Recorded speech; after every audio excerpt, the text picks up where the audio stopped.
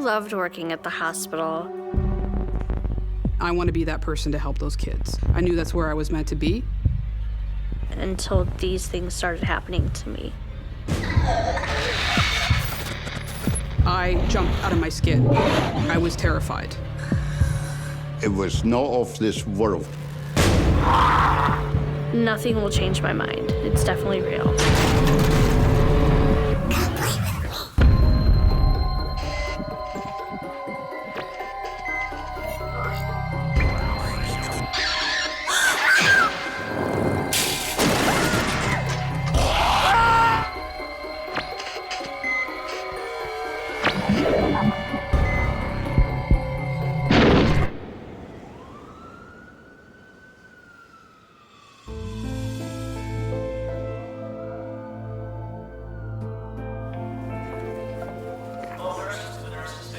In a busy hospital near the shores of Lake Erie, security officer Rebecca Jurgen is celebrating her 3rd month on the job.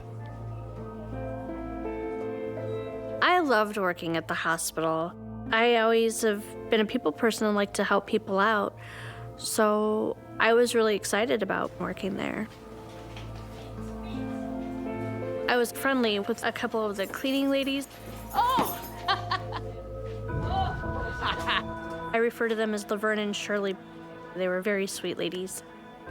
Rebecca is a mother of 2 with a degree in criminology. I worked the night shift.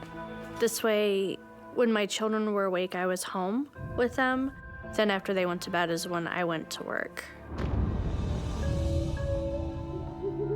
There were a lot of buildings to walk through, not only inside, but also around the outside of the buildings as well. And it was about the equivalent of 8 miles. Rebecca's nightly patrol route takes her through a section of buildings abandoned for decades. While they were abandoned, they hadn't been torn down yet. So it was really crucial to make sure that those buildings were secured. It was always really dark, even during the daylight, because the windows were blacked out or were boarded up. Back in the early 1900s, these buildings were used as a psychiatric ward and a morgue.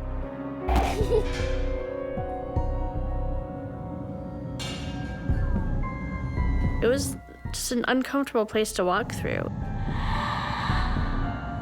It just gave me the willies. I didn't like it. She just had bad feelings there. Sometimes when you go into a certain location, you just get feelings. I've been in locations where I just wanted to run out screaming because the feelings were so intense there.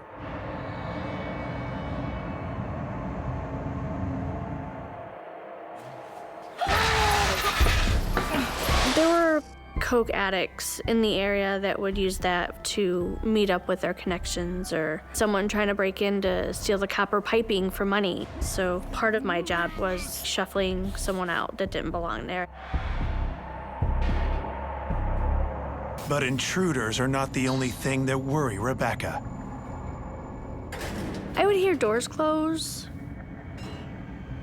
or a light would turn on that I know that I previously turned off.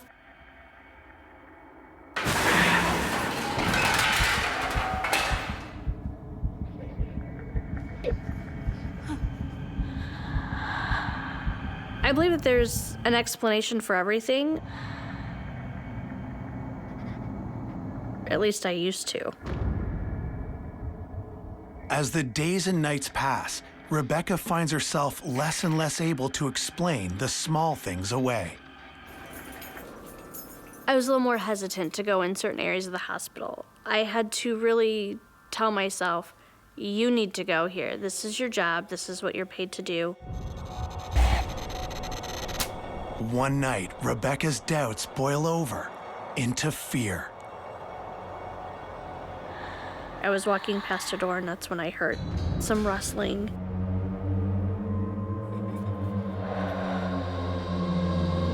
I went in to check it out.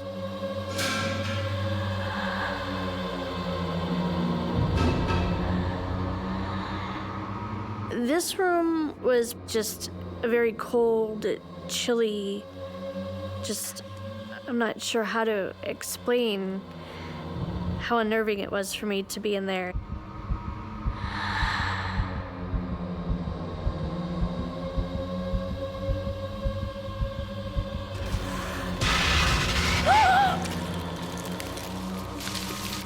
That's when I saw cockroaches everywhere. The floor, the ceiling, the walls. It really scared me. But then, something even more bizarre. When I turned my flashlight back, there was nothing actually there. It all disappeared. There were no cockroaches anywhere. What I saw were the walls, the floor, the ceiling.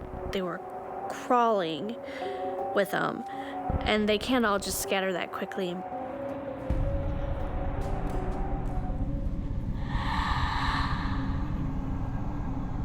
There was something going on that I couldn't explain.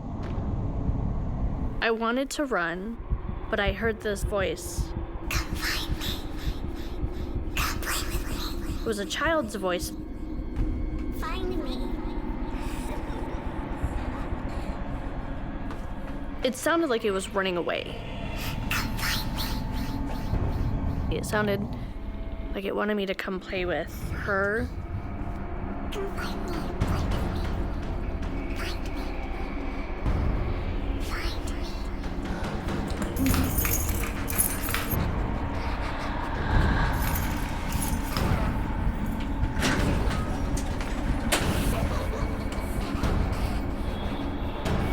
If there was a child, that would not be a good place for them to be. Being a mom, I know if your child is lost, you need to go find them. And that's a very strong urge as a parent. I was afraid that this person was in danger.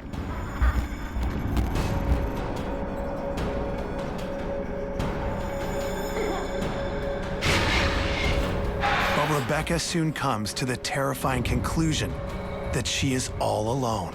The hair on the back of my neck was standing up. The hair on my arms was standing up. Come find me. But I heard this voice that said, "Find me." Come play with me. It was now starting to sink in what could possibly be going on. Which it was a ghost. Here I am. Come find me. Security officer Rebecca Jurgen fears that the strange events happening at work may be rooted in the paranormal.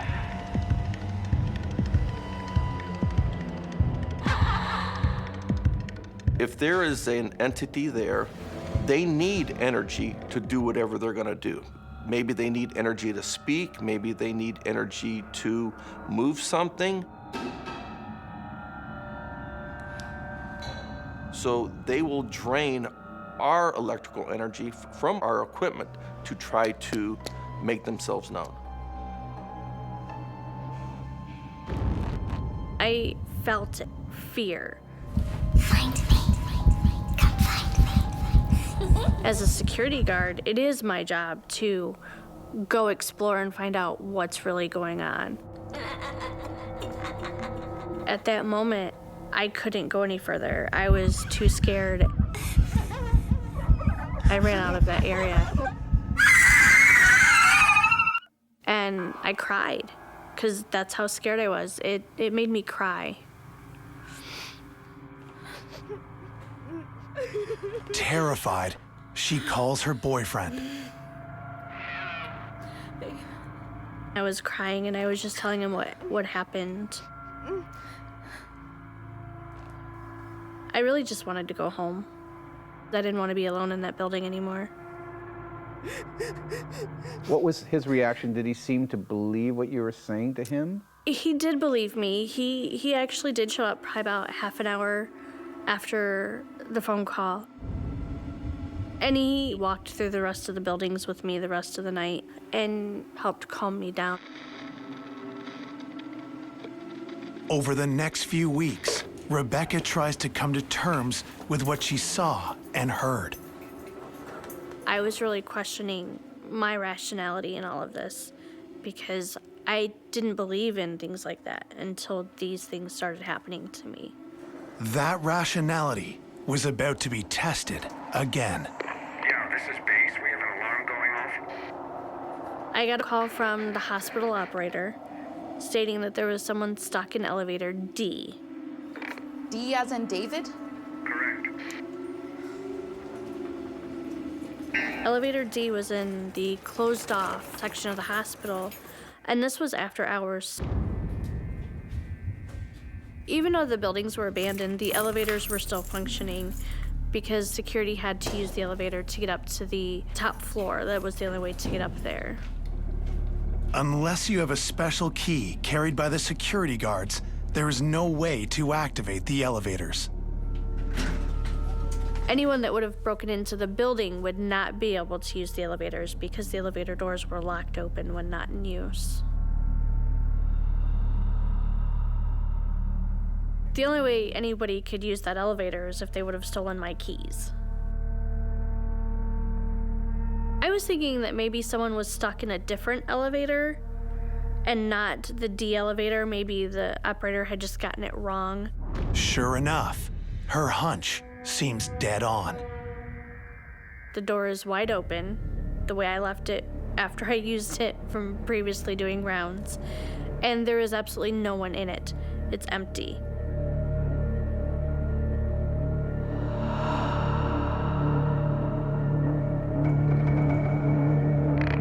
Said building D, elevator D, right? Yeah, that's what my panel's showing. She checks the elevator control panel for anything unusual. So I think, okay, maybe somebody accidentally hit one of the call lights in the elevator. I found that it was in working condition.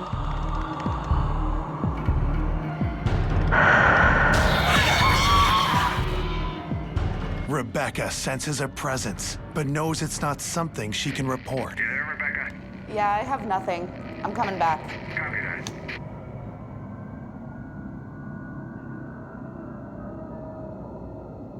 I believe psych wards are more prone to paranormal activity only because there's a lot of energy there. There may not be a lot of deaths, depending on the type of psych ward, but there's a lot of emotional energy that could still be there from the patients.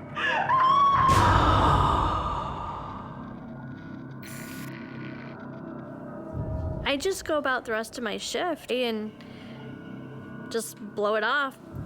No, let's get one. An hour later, while on break, Rebecca gets another call. I've got a situation here. There's definitely someone on elevator D. I get another call from the operator stating, hey, there's someone stuck in that elevator. I'm just thinking to myself, it was just there. Okay, just calm down. We'll send someone. Then I hear the voice. Help me, I'm stuck. It was the voice coming from the call box from the elevator. I could hear it through the operator's phone.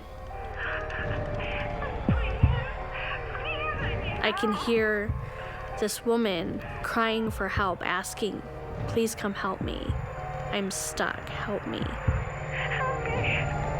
Now I'm thinking somebody got back there and they got stuck, and I didn't know how I was going to get them out of a stuck elevator that shouldn't have even been in use and they shouldn't have even had access to. Can you guys come with me? They saw that I was frustrated, but I was also scared at the same time. And so they came with me.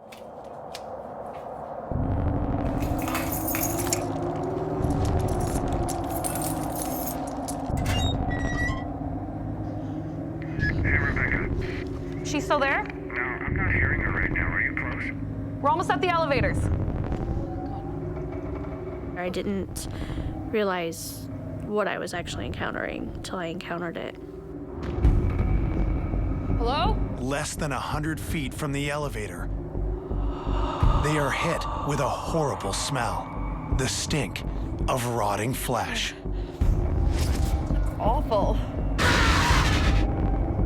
She's back, Rebecca. Hurry. Come on, this way. You You could clearly tell that this person was frantic and scared.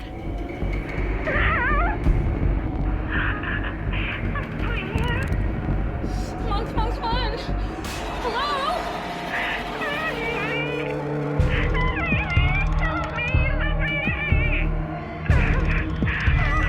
She kept saying, the baby, help me, the baby. Oh my gosh.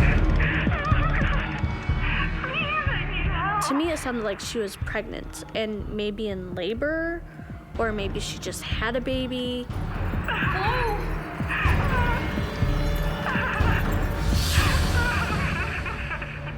I was really scared. I was afraid that this person was in danger and I wasn't able to help her. And then, dead silence.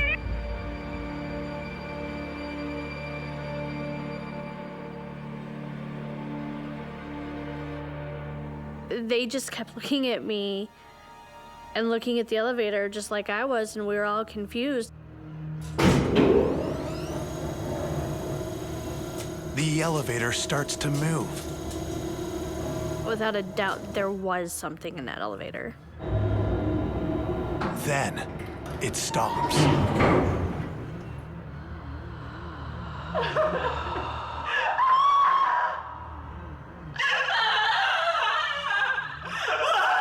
Rebecca comes to a terrifying realization.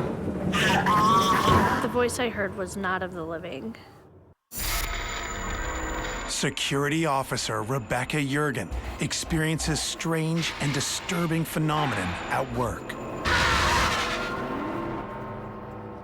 This was a lot like the experience I had with the cockroach room, that it wasn't actually of this world.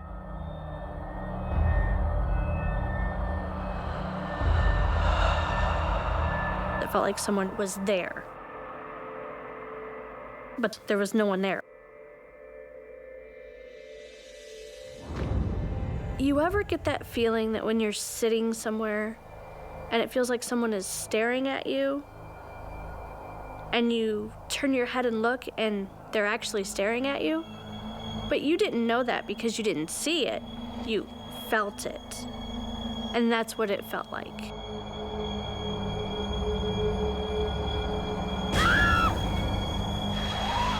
This can be something that's actually residual. It may have happened actually in that hospital, in that location at one time, and it was such a panicked event. You think of a mother who's pregnant or she has a baby with her and she's trapped in that elevator. It would be a very traumatic event. It's the energy of that event that is trapped in the location. And under certain conditions, the right moment in time, it'll replay itself. You heard that, right? Hey, who's this? It's Rebecca, elevator D. You just sent me here. Sorry, I don't know what you're talking about. That operator had no idea what was going on. That totally freaked me out. There are things going on in this hospital that I cannot explain.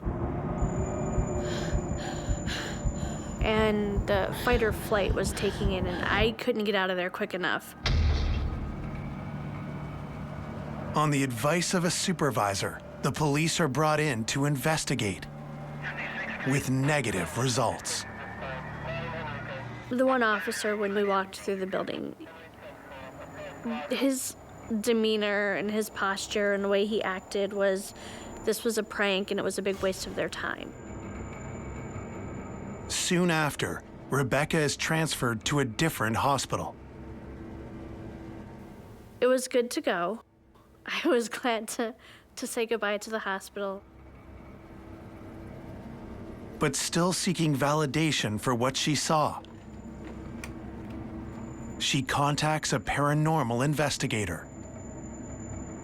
I just needed to talk to someone who would believe me and not think that I was, going insane or hallucinating or whatever. Veteran investigator Greg Fekatic answers the call. I met Rebecca outside the hospital, and you could tell that she was apprehensive about being there. I wanted her to return to the hospital so she could show me where her experiences occurred. She was a trooper and she went in.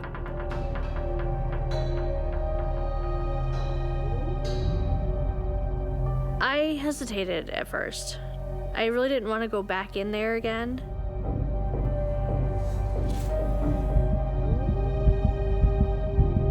My heart was starting to race. My hands were getting sweaty. She was shaking like a leaf. I mean, she was trembling. I'm sorry. Sorry, this just... It's okay. Take your time. Okay.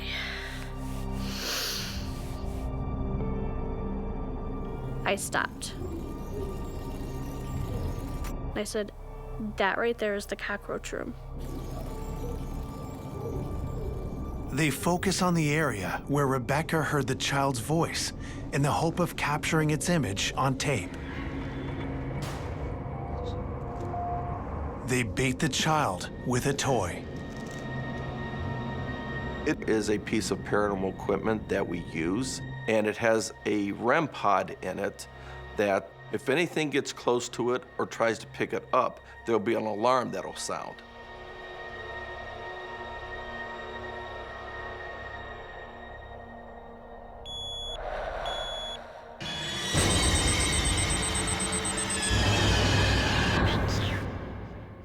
I heard an EVP, a young child, saying thank you. The hair on my neck started standing up again. But then I broke down in tears, because it just, to me, it was kind of a closure. It helped solidify that what I saw, I did see those things. I really did see those things. It wasn't all just in my imagination. There's no doubt in my mind of the things that I had witnessed, and I understand why people wouldn't believe, and that's how I felt too for the longest time was, yeah, whatever, this isn't real, until it actually happened to me. And now, nothing will change my mind.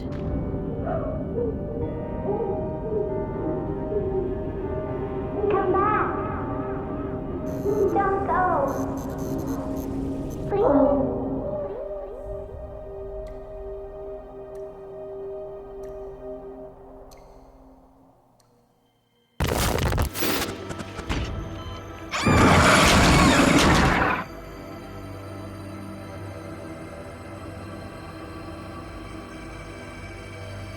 When a trauma comes in, you know that it's arriving because you can hear the chopper coming down. We're on the main floor, and that's on the 8th floor. And you can hear the noise and you can smell the fuel from the helicopter.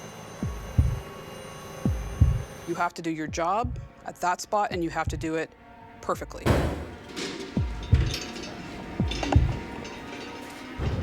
ER trauma nurse Karen Wickiam had one of the hardest jobs in the world. Stay with us, breathe, breathe. You're doing great. I worked over 20 years as a pediatric trauma nurse. You're doing great, buddy. Few jobs come with higher amounts of stress. It was quite grilling, the gravity of it, realizing that this is life and death that you're doing. Yeah, stay with us. Dr. Flores, I worked for one of the busiest hospitals in Canada. The halls were always full, busy, busy, busy, loud, people running around everywhere. Organized chaos. It was heartbreaking, but it was exhilarating in a sense because someone has to help these kids. I knew that's where I was meant to be. I want to be that person to help those kids. Karen is a serious professional who faces extreme hardship and trauma every day, so not much phases her. But there is one place in the hospital that makes her nervous. There was a tunnel that connected us to another part of the hospital. On the way back from transferring a patient, you have to push all your equipment back through the tunnel. Oftentimes you would go by yourself. And this tunnel is sort of dark and dingy, and it did have an ominous feel to it. So I was walking through the tunnel by myself. I felt like I was being watched. It was an echoey hallway, and I could hear footsteps. But there was nobody there. I felt freaked out. I felt scared.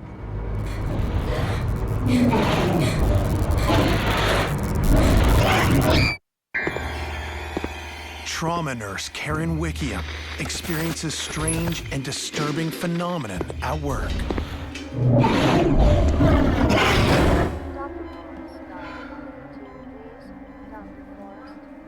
After getting back on the floor, I felt incredible relief. It felt like I was sort of back in the land of the living, so to speak. I was happy to hear all the noises and the sounds and the feel. I consider myself a rational person, especially being a nurse. We're kind of scientific thinkers. We want facts and numbers. So I thought maybe there was something going on with my head. I was imagining it. Oftentimes we will get reports where people feel like they're being watched, and when we can't explain it away with things like high electromagnetic fields, it can be very intimidating. It's something that, if not addressed outwardly, can make you feel pretty self-conscious. I couldn't dwell on what just happened because my job is just too busy, too much at stake. I had to put everything aside and just go right back into work mode again. But whatever caused the footsteps in the tunnel is not ready to leave Karen Wickiam alone.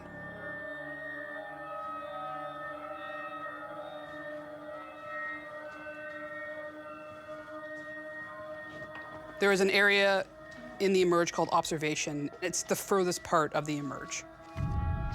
After a child has settled, we have them in the room so maybe they can have a good night's sleep and we could watch them until they're ready to go upstairs.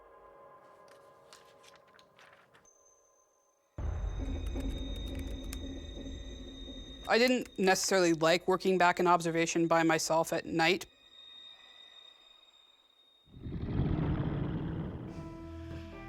It's quiet back there. Small things begin to happen around Karen.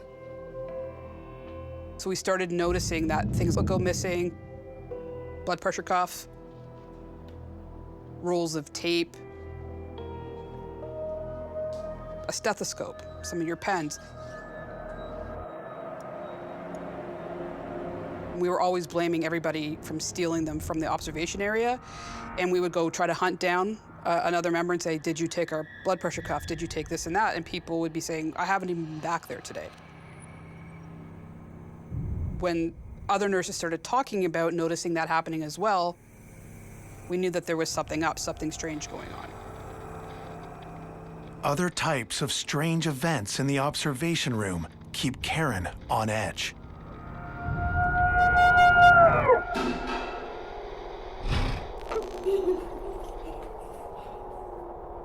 You would hear noises that were not from another colleague or a patient because there may not be someone in that room.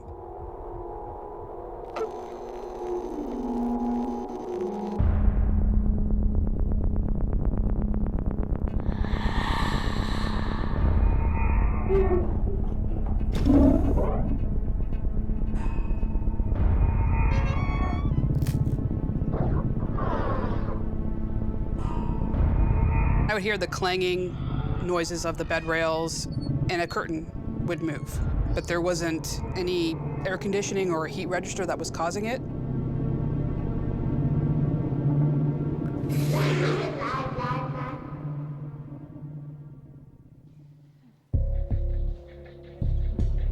Your brain's always trying to be logical, and you just go, oh, you know, the cleaners were in there and they didn't put it up properly, or there was a breeze. The noises distracted me from what I was doing, which is the last thing I wanted. I had to stay focused. I had to do the job at hand. I couldn't let anything take me away from my primary duty, which is taking care of these kids. But in another part of the observation area, these strange events become impossible to ignore.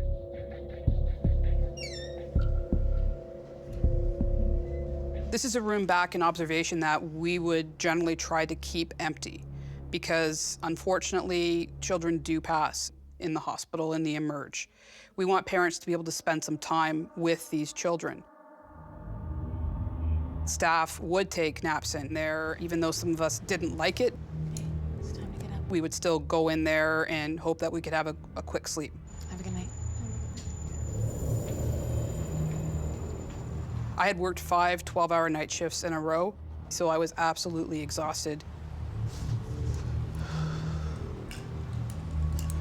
We had a tiny bit of a reprieve to take a break, which almost never happens, and I knew I needed to lie my head down. I was so relieved that I could have a break. I was asleep before my head hit the pillow.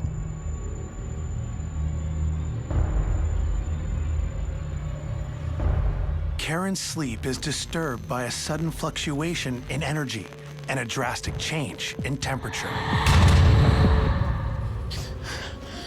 When I woke up suddenly, the first thing I noticed was how cold it was in the room.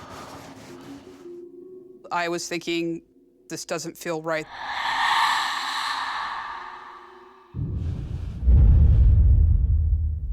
It felt like someone had sat on the bed next to me. Who's there?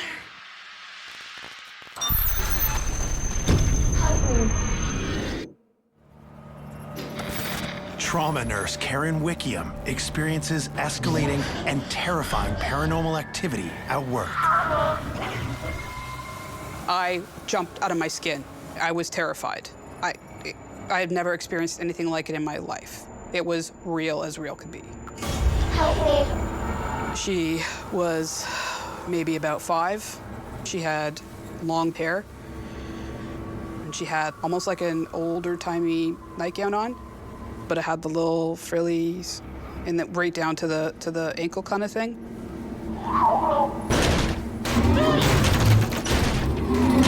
There was something behind the door. Suddenly, the ghost child disappears. There was something dark in that room, almost like if you opened that door, it'd be like opening to like a portal of hell. Hospitals are prone to have both negative and positive energy. There's lots of explanations and reasons as to why this might happen. When we start to think about the chemical energy that it takes to be in extreme emotion, such as upset or death, this is energy that gets projected out there. When we see reports of negative entities being attached to these situations, or rather manifested in these situations, we have to start to wonder if there is a connection between the two. I ran out of the room,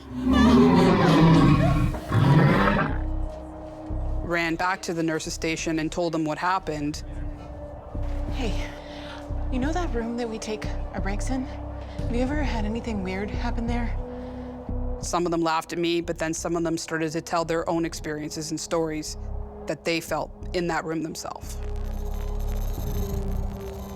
This experience changed me. Initially, it's hard for your brain to believe it, but then I thought the history of the type of cases we've had, I believe that there was something more going on.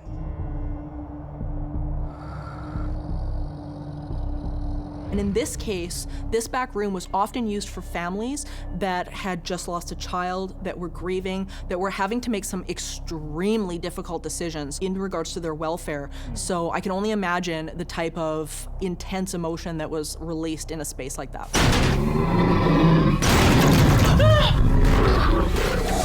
Looking back, I believe that there was a child spirit in there with me. I believe that there's something dark behind that door that maybe is keeping that child in that room. One of my biggest fears is that when children pass, they don't just go over to a beautiful place, that they somehow get trapped here And that experience left me with a feeling that maybe not all children get to move on.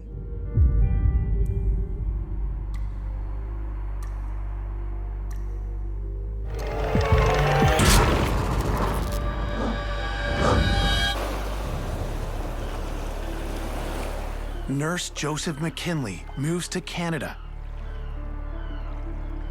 and quickly lands a new job in the psychiatric wing of a small-town hospital.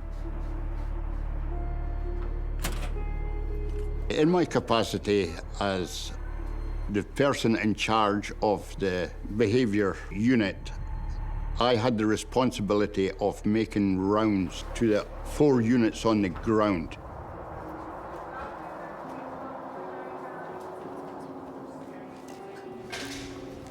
The shift usually started 11:30.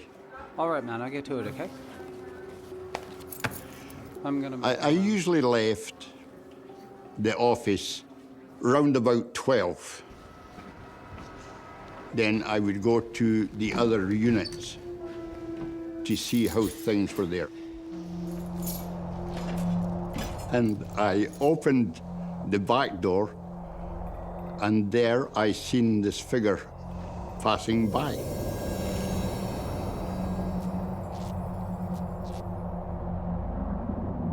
Good evening.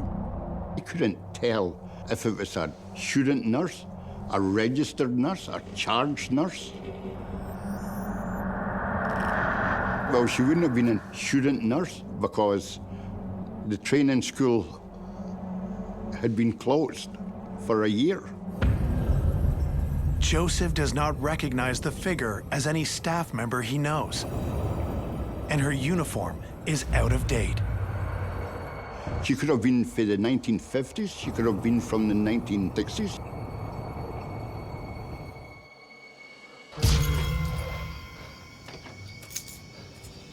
Hey, man, you, seen anything weird out here recently? Okay, never mind. We tend to find ghosts in places where there has been great emotion, positive or negative.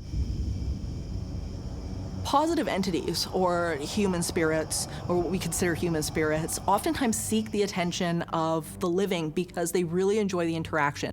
They enjoy having that relationship. To me, it appeared as a nurse going for a walk, except for when she disappeared.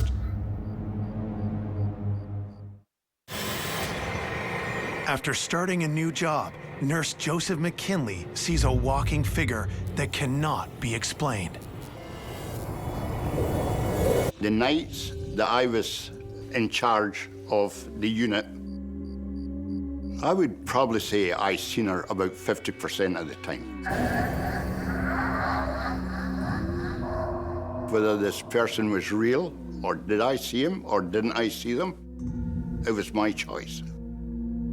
Good evening. Others have spotted the mystery nurse before, but her identity remains unknown, and no one has seen her up close. She had a nurse's cap on, and she was wearing a uniform. She looked like a black and white photograph. And then Joseph sees something that defies any explanation. The face was a lighter shade of gray. I, myself, think it was not of this world. Most people try to rationalize what they have seen one way or another. There was times I had a few doubts about what I had seen and what it could have been. You're stuck between a rock and a hard place. Do you go and tell people that you know are going to disbelieve you, or people that believe you and think that there's a ghost? What do you do? And I can see some people saying, no, I never seen it and I ain't gonna do it because of what it's going to lead to. But this frightening figure is not the only mystery Joseph will encounter. After returning from making rounds and going into my office,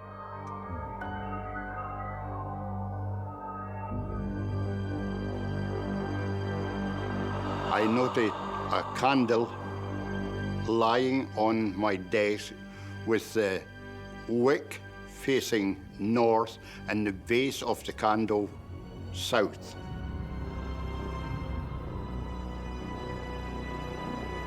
And I thought, where did this come from? Then, something even stranger. I looked, the window of the office, there is a nice hole where a candle came right through it. No glass, except for this nice shape. And I thought, what is this? Can you imagine a whole pane and there's only one hole that a candle comes through? Wouldn't you think that the whole pane would come through? Poltergeist will move objects and actually have interactions with its environment in real time. We'll get things appearing and disappearing, or it can actually be the returning of items that have been lost. Joseph wonders if the candle is somehow connected to the mysterious figure. Somebody had to be on the south side of the building, casting it so that it comes through the window to land on the desk. The mysterious figure often appears to Joseph on the south side of the building. I think that somebody was trying to communicate with me. Hi there. Can you come up to my office for a second, please? In Scotland, we have an oral tradition of tales and stories that are told on occasions that make people believe in supernatural beings. Hey, what's going on? What's up? I don't know.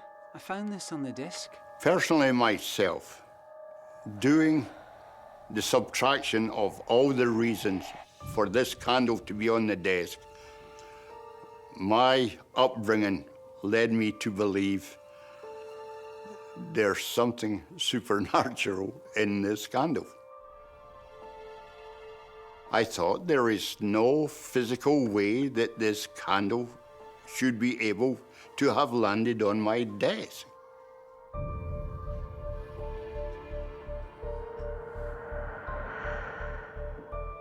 I asked the supervisor to go check to see if they could find out where this candle came from. They came back. We have no idea where this candle came from. Joseph worries that the candle is connected to the paranormal events. Is someone or something from the other side trying to send him a message? The stress from frequent sightings becomes too much for Joe. He decides to leave his job and never come back.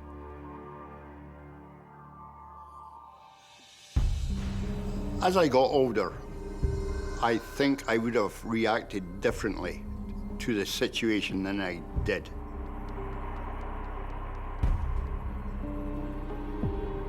I would have wanted to know more about whoever it was or what they were passing by for. But I'm sorry, I never did it. It's too late now to have regrets about it.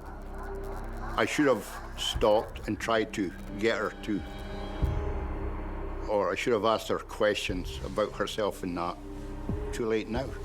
But why she came, I haven't a clue. And she's never appeared since.